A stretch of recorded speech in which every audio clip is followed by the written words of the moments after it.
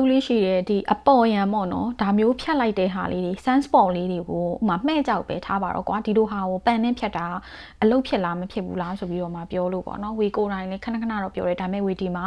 ဒါနိုင်ငံခြားကဒေါက်တာတယောက်ရဲ့ video file click လေးကိုဝေပြပေးမယ်ပေါ့နော် Some people peel it off, it comes off. Sunspots various ဒီဗီဒီယိုမှာဒေါက်တာပြောသွားတာဆိုရင်အဲ့ sunspot တွေအကုန်လုံးအားတဲ့ပုံစံအမျိုးမျိုးရှိတယ်တဲ့နော်ပုံစံမျိုးမျိုးရှိတယ်ဟိုပြောရမယ်ဆိုလို့ရှိရင်အတွင်းထဲမှာနစ်ဝင်နေတဲ့ပုံစံရှိတယ်ဒီလိုလက္ခဏာမျိုးဒါဆိုရင်ဘာနဲ့တူလဲဆိုတော့ဝေအများတန်းဝေတင်နန်းသားတွေကိုဝေပြောလို့ရှိရယ် freckle နဲ့တူတယ်နော်ဝေတင်နန်းသားတွေဆိုရင်တော့သိလိမ့်မယ်ထပ်ပြီးတော့ပြောပြပေးမယ်ဒါမျိုးပေါ့နော်ဒီလို freckle တွေဝေခုနကလည်း consult customer တယောက်ကိုပြောထားတယ်ဒီ freckle လို့ခေါ်တယ်ဒါဆိုအရေပြားရဲ့ dehyperpigmentation လို့ပြောလို့ရတယ်အဲ့တော့ပြောချင်တာသူကပုံစံမျိုးမျိုးရှိရဒါတွေကတော့ခုနကဖြတ်တဲ့ပန်နဲ့လုံးဝမတင်တော့ဘူးเนาะအဲ့မတင်တော့ကြအောင်လည်းဝေပြန်ပြောပြပေးမယ်เนาะအဲ့တော့ထပ်သွားကြမယ် pigmentation, these are some form of solar lentigines. Deep, you need to use it. เนาะဘာ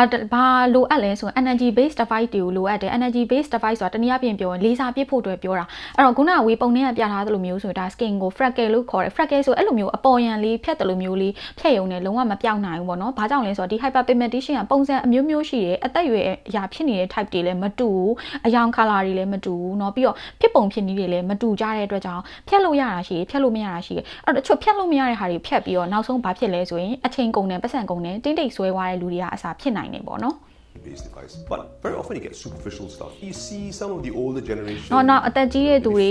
တချို့ဒီလယ်သမားတွေ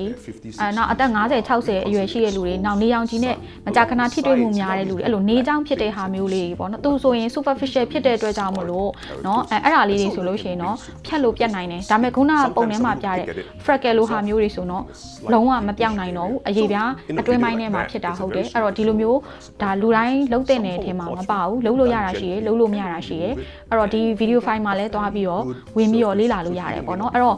ခုနကပြတဲ့ freckle ဆိုရင်တော့သူ့ရဲ့ first choice အနေနဲ့ဆိုရင်သူဒီ laser treatment ကိုပို့ပြီးတော့ရွေးချယ်တင်တယ် laser တော့မှ laser အမျိုးအစားတွေအများကြီးရှိတဲ့အတွက်ကြောင့်သူနဲ့တင်တော်မဲ့ laser ရှိတယ်ပေါ့နော်အဲ့တော့ဒါကတော့ဒီ